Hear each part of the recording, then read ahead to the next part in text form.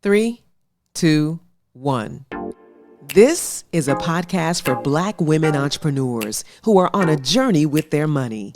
My name is Monique Caradine Kitchens, and honestly, I'm on a journey too. You see, even though I've had great success in my career and business, it took a long time for me to overcome my struggles with money. But I finally did.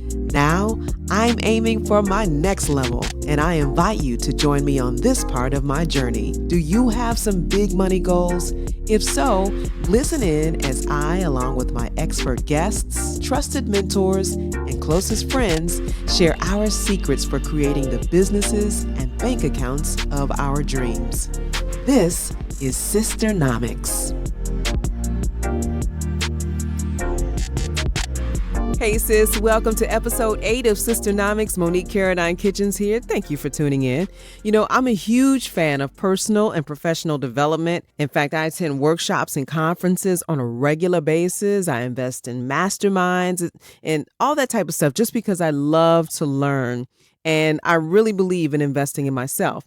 So recently, I was invited to be a speaker and attendee at a conference called ShePodcastsLive. It happened in Atlanta this past October, and it was the very first national conference for women podcasters. And it was put together by two female trailblazers in podcasting. Their names are Jess Kupferman and Elsie Escobar. And y'all, let me tell you, it was absolutely one of the best conferences I have ever attended.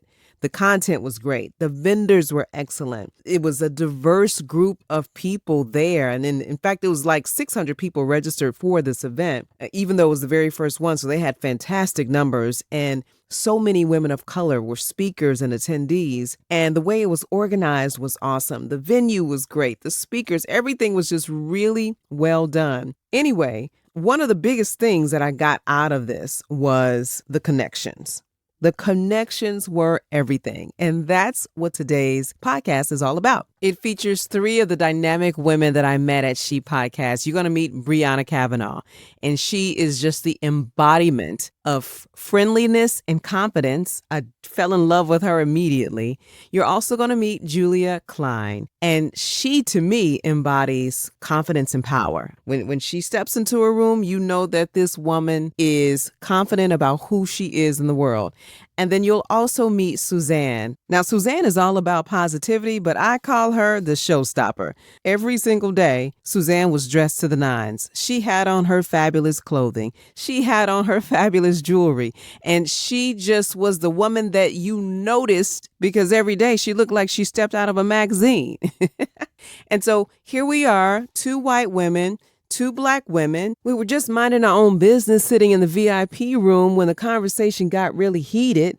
And I just so happened to have my podcasting gear there with me. I said, hey, listen, why don't we just go ahead and just record some of this and turn it into a podcast episode? And they said, sure, of course, why not? And all of us sharing our different ideas and thoughts about how race and gender and culture and money all intersect to create these very unique experiences for everybody. So it's our version of The View.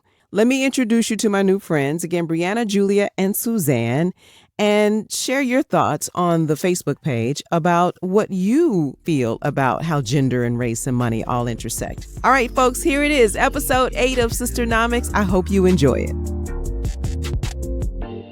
Hey, ladies. Hey. What's up? We're at She Podcast Live 2019, and we're in Atlanta, and I'm here with my brand new friends, and you're listening to Sisternomics. My name is Monique Caradine Kitchens. Hi, ladies. Hello, Monique. Hey, so we were just hanging out in the VIP room. We're all VIPs around here. Yes, we are.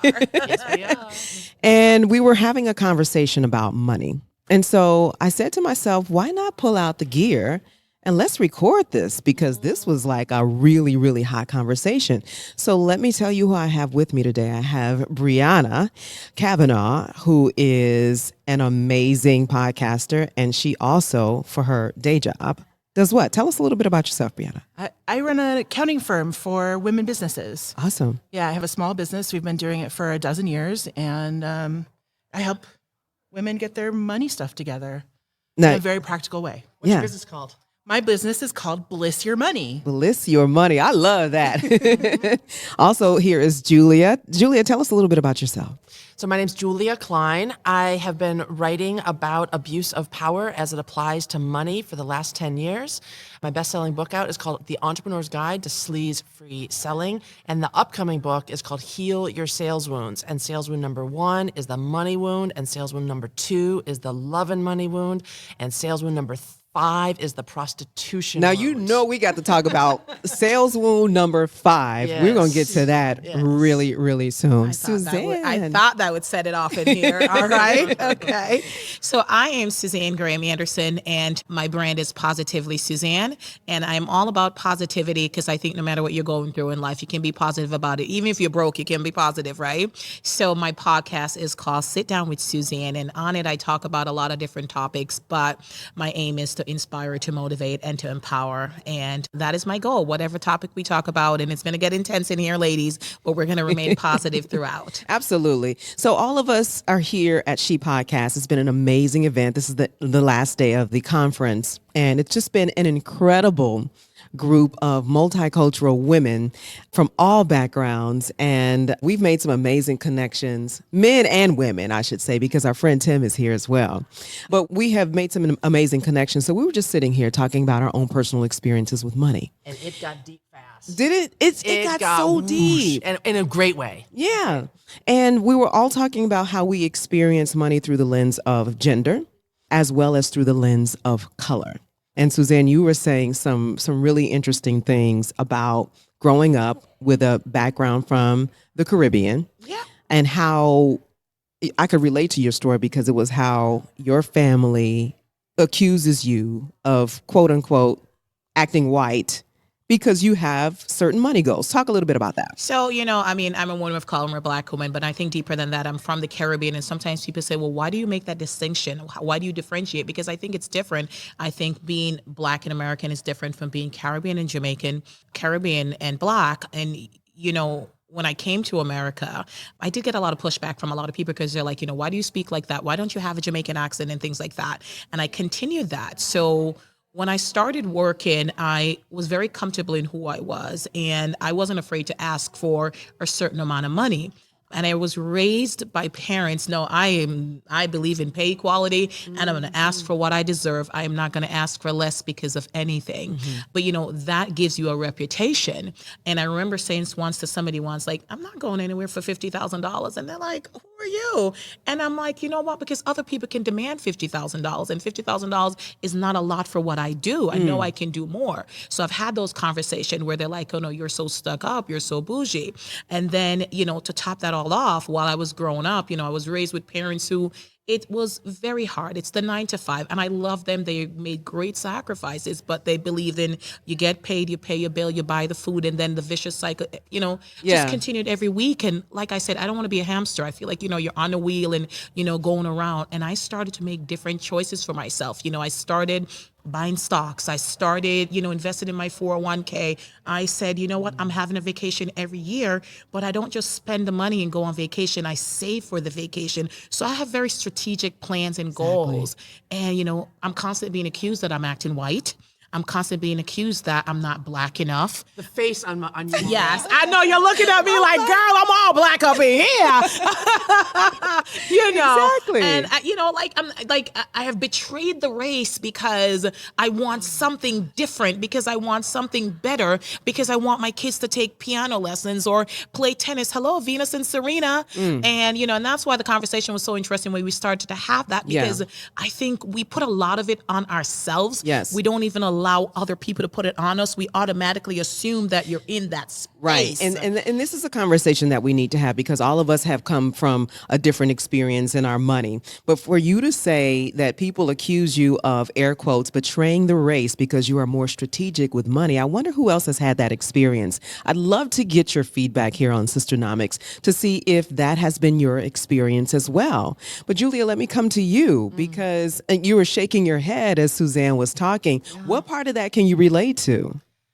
So I'm just going to be real. And when she says what she said, that she gets accused of betraying her race for having financial goals and being financially successful, it just hurts me. Honestly, it hurts me. It brings tears to my eyes to hear you say that. And I don't know what else to say about that, but that's my honest to God reaction and feeling. Right. I think, oh, Yeah. God, that Because it money, hurts me. for us to have such different experiences, and money is just money. Money is not going to have a preference between you and how much. Money is just like, hey, I'm here for all. Money is the great equalizer. But we have different feelings about it, and those feelings and those beliefs and those experiences from childhood dictate how we respond to it. Because just like you would walk into some place and command $50,000 plus for what you would do, someone else may come in and be like, oh, $35 is enough, I'll take it.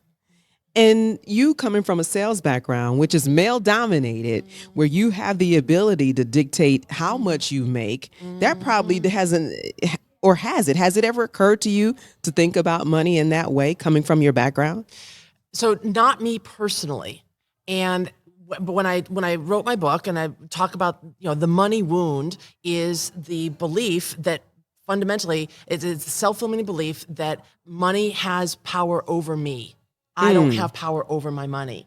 And it manifests on both ends of the spectrum. It manifests in people responding to that self-limiting belief by saying, well, I'm just not going to have money then. So it's the self-limiting belief, money, I can't be both spiritual and money at the same time. Right. I can't be a good person and have a lot of money. And it also manifests on the other end of the spectrum which is I got to have as much money as I possibly can, because if I don't have all this money, I'm going to lose control of my life. But is that mostly women like that have that idea that you can't be spiritual and have money, or money is going to have control over me? Brianna wants to jump in Like, here. I have so much to say that. So here's the thing about money. In our culture, there is no right way to have money. There is no point at which people are going to look at you and be like, you have the right amount of money. Right? You're talking about in the culture as a whole. Yeah. You are rich enough, poor enough, whatever. You're middle class. That's the right thing. Like, nobody is going to be in a place where everybody's going to look at you and be like, that's the right amount of money. Right? Because everybody's got a perspective. They're like, Right. you are not, you're not wealthy enough. You don't look right. You don't talk right. You don't, and all of that stuff is like the foundation, even before we get into the limiting beliefs and the stuff that we, have going on in our head.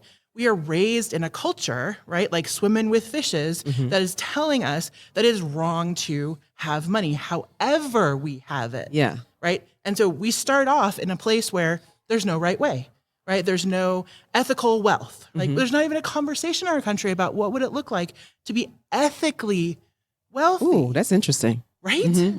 Right? So how do you reconcile all that? Because in the work that you do in the world, you work with women entrepreneurs. That's right. I work with and women money, and money. right? That's right. And you have a specific target, a niche of working with women of color, That's right. women in the LGBT community. That's right. Why is that? Why do you focus on that particular group? So when I started my company 12 years-ish ago, 13 years-ish ago, I just took whoever came to me. Like, I'd go to business networking events and, people would just sign up, all kinds of people. And after a year or two, I realized that men don't listen to women about money. Like, I could tell them, hey, your payroll, like the thing that you're doing in your payroll is wrong. It's illegal. You got to fix it. You got to pay your taxes. You got to do your thing. And it's like, I don't have to listen to you, or they would just not respond. And I was like, I can't work for people who are not responding. And when I would talk to women, they were like, oh, okay, I'm willing to listen to you. I'm willing to take information from you. I'm willing to take action on what you're saying to me. And I was like, what is going on here? It felt like the men in business were just unethical. And I'm not going to accuse men in business of being unethical. Like, we have all kinds of things going on about that. We don't need to, that's not what this is about. But what I notice is conversations with women are, I don't know if it's just part of our design, but we want to be ethical. We want to have sisterhood. We want to help each other. We want to be listened And we to. want to be listened to. God damn it. Right. We want someone to hear us when we come with our unique issues to the table. Like, don't just dismiss me because I have a question about money that you may think, as a man, as a person in accounting that's of the male gender, that you may think it's a silly question. It's not a silly question to me. I need the question answered. Absolutely. And I don't want to feel like a dum-dum if you give me a crazy look if I don't know the answer to the question already. But these are some of the things that we have to think about. But let's get real. There's no financial education in our education system. This is true. Right? It's not like you come up and Major you're like, problem. okay, so here's how money works. Here's how civics works. Here's how voting works. Here, Right. like, there's so many things we don't have education about, Right. but finance is a big one. And especially when you're in business, I mean, you gotta, like, every day as an entrepreneur, I'm selling my business, Yeah. whether I'm selling it or not. Yeah. And my ability to do that, because I'll be honest with you, Julia, sales has always been a, challenge for me. Mm-hmm. So, and I'm sure I'm not alone. Yeah. So how do we as women overcome that so that we can get our businesses to the levels 6 and 7 figures that we So desire? that specifically fundamentally comes down to an issue of not appreciating your own value. It's some of it being unwilling to charge $50,000, being unwilling to believe that what you have to offer is worth that. And some of it is also what is so common for entrepreneurs who are living in our genius. The thing that we do most easily is the thing which is the most valuable to others. Right. And it takes a long time for us to recognize, oh my gosh, just because I can do that in 5 minutes and it's easy and fun for me to do, that also is the thing that I should be charging the most amount of money for. Oh my God. And so it's appreciating your value in a variety of different ways. And then from that understanding of your value, being able to engage in a conversation where you are, because we've got this programming going back to what Brianna was talking about, that if we are asserting what we want, Yes. it's not possible for the person that we're talking to get what he or she wants. Ooh. That it's a win-lose. Ooh. And you need to get out of that fear. That's the selling and anti-selling wound continuum that I talk about. Yes, jump in. Okay, so Come thank in. you, Julie. I'm actually in sales. My background is retail management, and I truly love that you say that because, and $50,000 was a long time ago, folks. I'm not asking for that anymore. I'm way more than that. I think that what I learned, and as I mentor, I realized that people don't truly appreciate, like you said, what they have to offer, and they're afraid if I say to you, I want $100,000, you're going to pull that offer away and give it to somebody who wants $60,000 or $40,000, but they are not able to do what you're able to do. And that's the thing. You have to figure out how to be confident in what you have to offer. You say figure it out. So I want people to walk away from this conversation knowing exactly, like, how do I figure that out? How do I confidently go to the table, to the negotiating table, right, and say, this is going to cost you an investment of $125,000. I'm going above just the 6 figures. Okay, how darling. can I, and as an entrepreneur, how can I confidently teach my clients how to stand on the stage and say, to join my 1-year program is going to cost you $25,000, and stand there and say that just like I'm saying, pass the salt, please. Okay. With no change in the vibration of my energy or any of that. Okay. First, you fake it till you make it. Okay. Which is what I did in the beginning. But I think deeper than that, you have to believe in you. And it seems so simple. And it's really, really not. But you have to put out an excellent product first. I mean, you can't just come First and one way. foremost, right. First and foremost, I'm not saying go ask for that if your product is not valued at that. Right. So build something so outstanding that when you ask for that $125, you know that they're getting your value. They know that you're going to convince them with just the passion of what you do that I need to get that.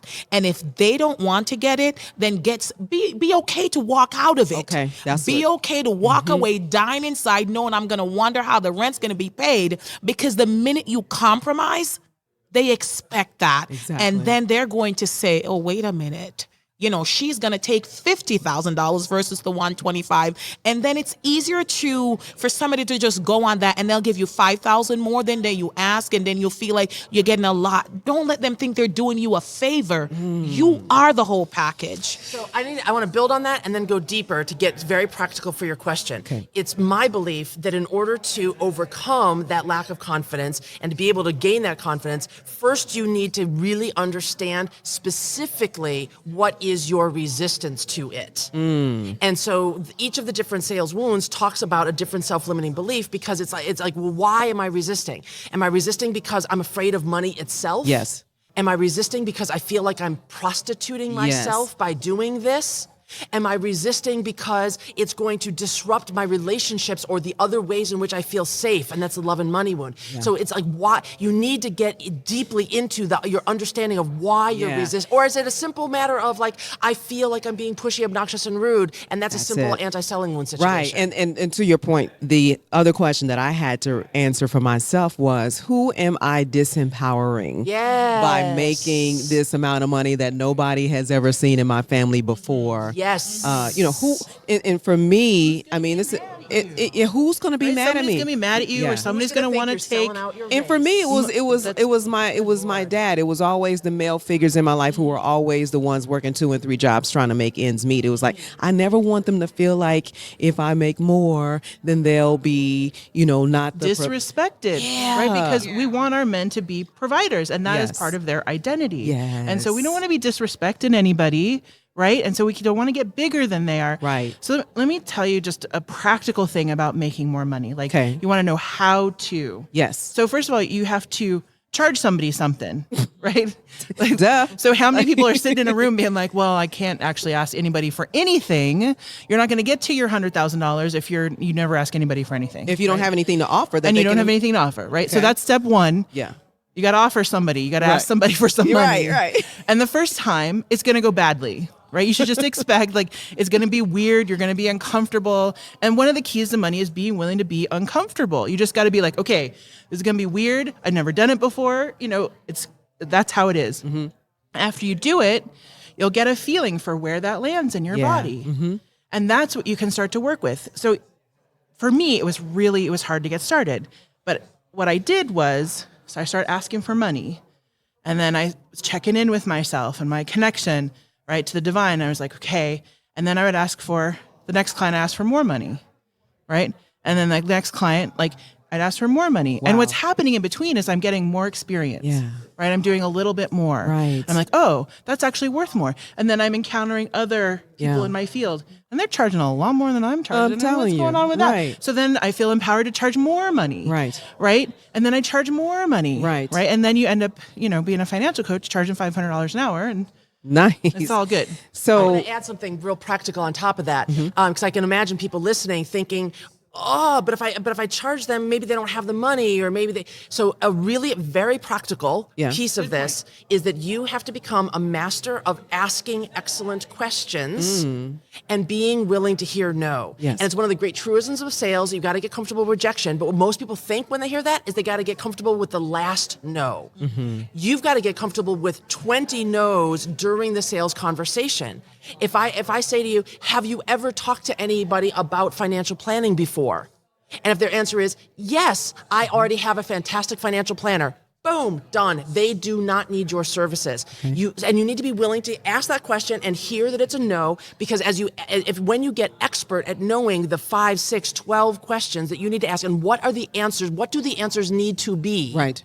In order for you to be the best solution to their problem, now you can close them hard all day long, and you're not being pushy or obnoxious or rude, because the only reason they're saying no is their own fear. Exactly. And now you're serving them, holding them through their fear, because you know that you can really solve their problem better than anybody else can, because you ask great questions. See, why is it so simple? Men don't do all this. They don't go through all these acrobatics. They just be like, I want this much, and I'm going to ask for that, and that's it. We got to check in with ourselves and see how it feels in our body and everything. But Suzanne, you wanted to say something. No, I would say that men, like an average guy will walk into a room full of beautiful women and feel confident to ask any of them out.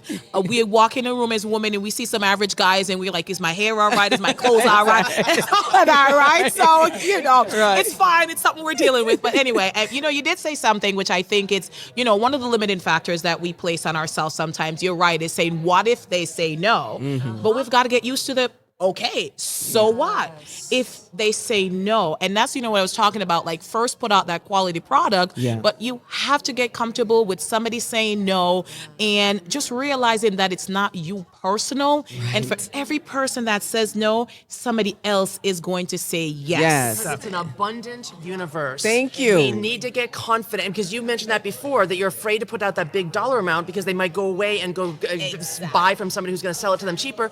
Great.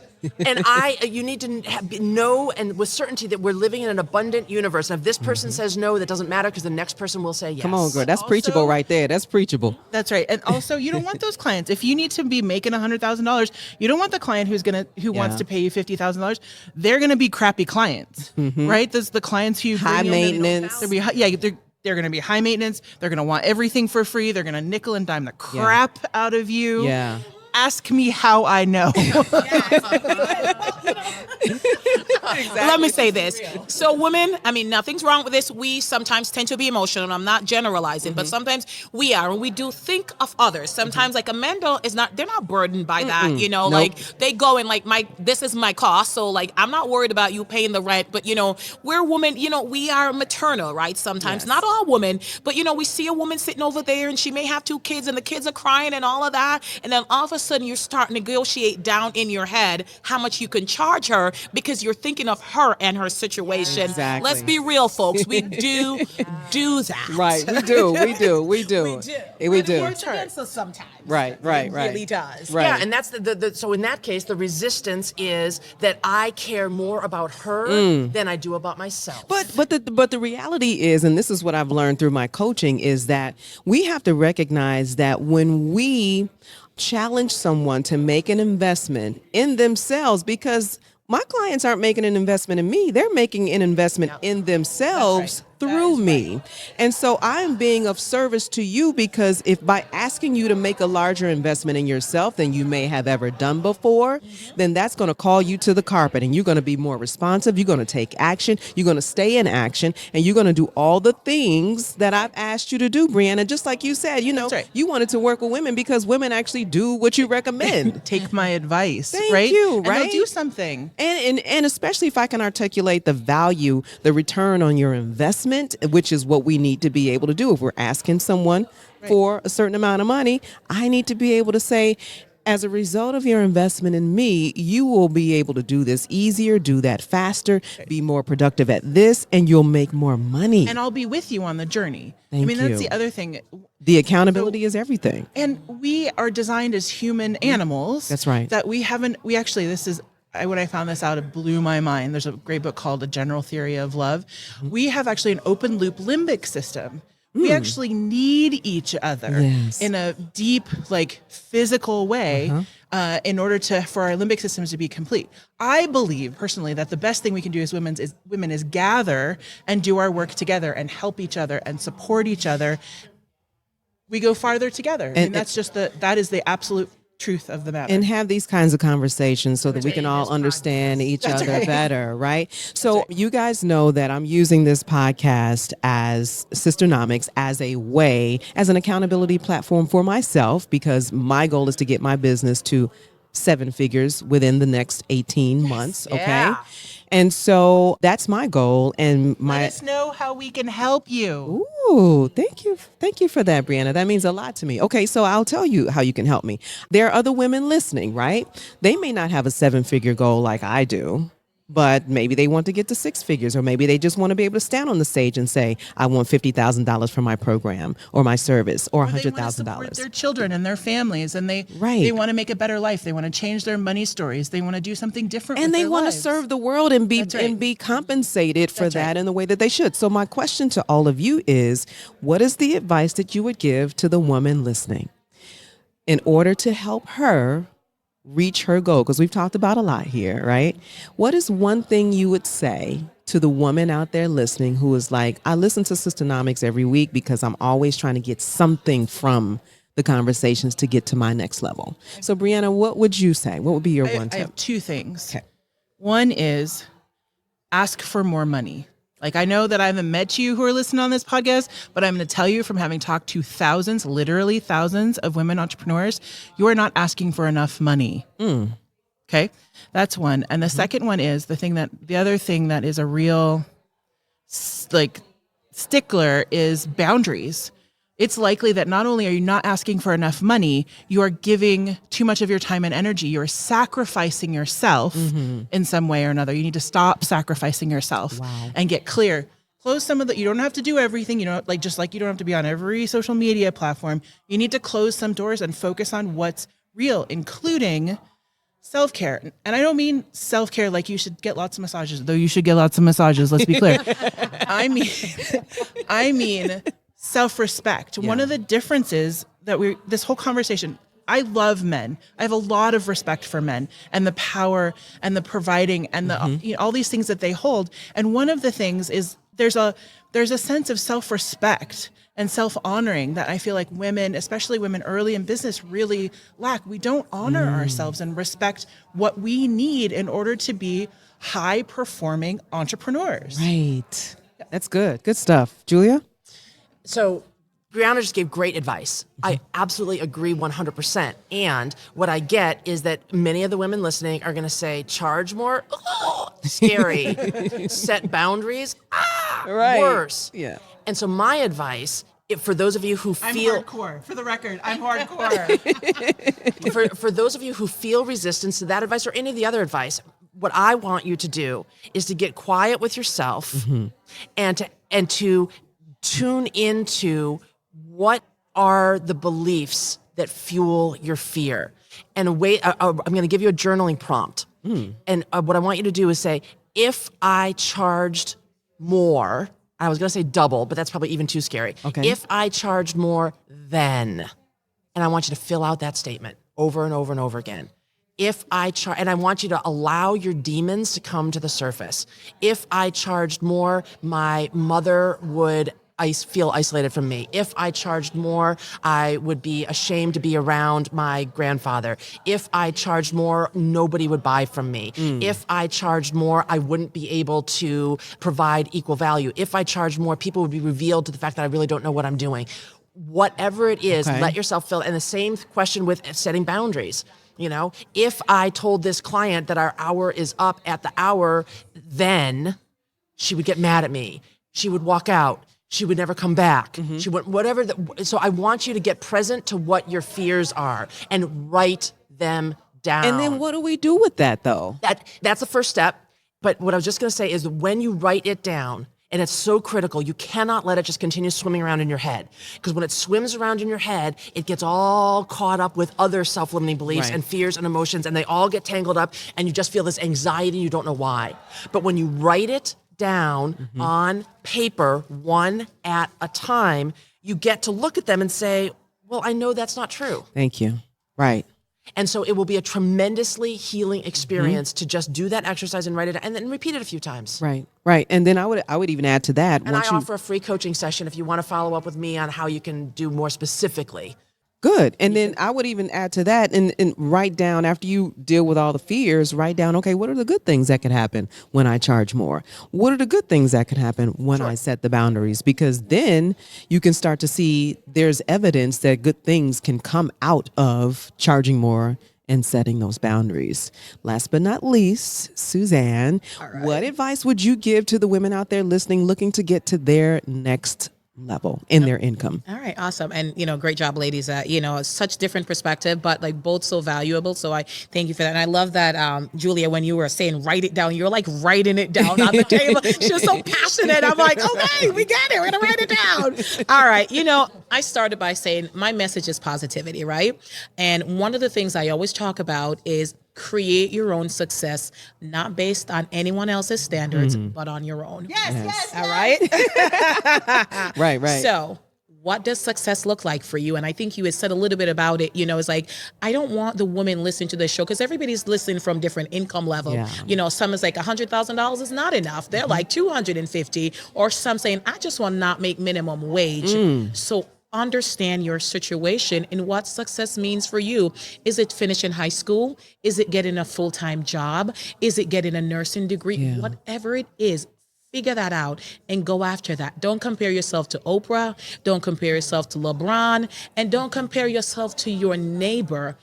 Your goals. Don't compare yourself to the girls you see on Instagram. Because it's all that damn filters. Instagram off. Like, what are you doing? Listen, I don't like Snapchat because these blemish-free I know. long eyelashes, girl, be making me feel my little short eyelashes. So, Right. don't do that. Just Yes. create your own success. And what do you want? I get so passionate about it because I feel that, like, what I want, you don't want, and what you want. Yeah. And it's okay to you. want what you want. So if you're listening out there and you're like, I can't even, connect with any of you ladies that are talking because you're talking more money than I can even fathom, what is success for you? Yes. And then to wrap it up, like, whatever it is you offer, perfect it. Work hard at it. Yeah. Don't be afraid to learn and to embrace change and to adapt. Because if you're selling a product, you could be better than Nike. But let me tell you something. You just got to figure out what makes your thing unique. Yes. Perfect it. I am. I get so passionate about it because I believe in people. I believe in women. I want to lift them up. If we could have a whole war run by women, sorry guys, I could have it. And I want you to, and like, once you have that, then you won't be afraid to ask for something and then say, what if I'm not good enough? Yes. Because you That's can find mediocre products all the time, and they're asking, because a lot of the name brand products that we pay. Girl, bye. I went somewhere, I ain't calling the name. It was like $128 for a t-shirt. Child, please. And the Hanes t-shirt was $9.99. It was a whole lot better. But you can't be mad at them because they put the I price. can't be mad at because somebody and paid somebody for gonna it, buy right? it. They're asking for more money. Right. And that's the advice we just gave. Exactly. Wow, it has Say been one thing about absolutely. comparison. So this is another really important thing that we swim in. So comparison is one of the hallmarks of scarcity culture, right? And so anytime Okay, hold on. Hold on, girl. Right. Now you're trying to make this podcast. Let's put a pause on that. Yeah. Say that again. So comparison is one of the hallmarks of scarcity culture. And so every time you're comparing yourself to someone else, you're inviting scarcity into your heart. Ooh, this resonates. Yeah. Okay. Yeah. It's deep. So we could talk later. You and I could do a whole thing about scarcity culture. I have done a lot of research on this. Underneath, like I was saying before, all of this stuff that we swim in, comparison is one of those things. Yeah. And social media, like Instagram and all this stuff, is designed to have you feel lack so that you buy more, spend more, click more, stay engaged with That's so that you so feel slimy. It's terrible. Oh my God. It's terrible. Wow. Okay. Yeah. So what? So we're all on Instagram, Brianna. I mean, we all on Facebook. What do we do with that? We just gotta tune it out? No, well, you can engage, but I think you need some inoculations. I think Suzanne, positivity, gratitude is one of the antidotes for scarcity culture. So just for a while, it was all the rage to have a gratitude practice. I've had a gratitude practice a long time because it works, right? It's an inoculation against the bull. To use my language, of scarcity culture. And so anytime those things come up, you just notice, first of all, your brain will lay down some serious protein if you're like, hey, we're doing this thing again. And your brain will start to be like, oh, wait, okay, we don't want to do that. Right. And then what do you want to do instead? It's always, what do you want to do instead? And instead, let's be grateful. What is so cool in our life? What's working? And if you don't have anything, right, because there are days where you're like, I ain't got nothing. Nothing for nobody. Right. Just remember things like if you live in the U.S., you have running water, right? If you have a place to live, you have one nice person in your life, right? Yeah. It can be really basic and just get really grateful for what's going on. And that will actually literally change the hormones in your brain. Juicy stuff. Well, Go to church. I'm telling you, right? I missed church this morning, y'all. And I mean, I was on the prayer line and, church is important to me. But, you said it, an attitude of gratitude. That's what my pastor always says. And I always make pro-con lists, like the things that are not working for me. But then I write down the things that are working for me. And it could be, yes, I got fabulous clothes. But, whatever it is. Listen, okay? She walk up in here every day, like at a conference. Everybody else got on jeans, Converse. Suzanne is. No, y'all. She has on this amazing beaded necklace that almost goes down to her waist. And every single day, the first day I met her, she's wearing a pink gown at a mixer party covered in rhinestones, y'all. She looks amazing every day. Okay, ladies. Yes, I didn't go broke doing it, but this is what I decided a long time ago. Every day, every occasion, I'm going to show up 100% authentically me, and I'm going to be there in the moment with intention. yeah. So I'm living my life with intention. okay, look, we were going to end here, but that's something that, like, okay, so because we were talking about this a little bit, Julia, about how sometimes because y'all can tell these are all strong women, right? Like every single one of us is a strong woman. But sometimes as strong women, we feel like in certain scenarios we have to dim our light or kind of tone it down a little bit. But Julia's like, no, I ain't doing that. I'm not doing that. And right, I've just got tears in my eyes right now. And I was talking to another woman at this conference about how, as women, we alluded to this earlier, our greatest power is our emotion, and we feel comfortable swimming in our own emotion and our bigness, you know, and it's one of the ways that this conversation started today, before we started recording, is we all recognized that there's 700 people in this conference, but we keep seeing each other. No, right? And that's no accident, you know? Like attracts like, and the power that each of us has. I'm not scared of you, and I don't think that any of you are scared of me. There are other people in this world who are intimidated by me and you and you and you, right? And it's just a matter of, and there's a selfie coming in. Yeah, selfie time. Selfie time. 2, 1. Okay, selfie. Go ahead. And I forgot what the question was, but my heart is so full Yeah. in this moment. I am so filled with love Yes. and with appreciation and gratitude for the three of you and Tim, who hasn't been on the microphone yet, but he's been standing here helping us out, and for the confluence of circumstances that brought us together, and for my own journey, and for the Creator who brought us all here. Yes. And I am just filled with gratitude. Ooh, me and I'm too. crying as I'm saying it, and I'm letting myself cry Love because it. women who are in our emotions are in our power. That's right. And I'm so grateful for it. Awesome. Brianna, Julia, Suzanne, wow. Thank you guys. I'm so glad we met here at ShePodcast Yes, ma'am. 2019. Thanks to Jess and Elsie for putting this together so that our spirits could connect. Thank you, ladies. Thank you Thank so you, much. Moni. What a pleasure. Thank you so much. All right, that's it for this episode of Sisternomics, coming to you live from ShePodcast 2019. And I'm so glad I met my new friends. Thank you guys for listening. My name is Monique Caroline Kitchens. I'll see you back here again next time. Take care.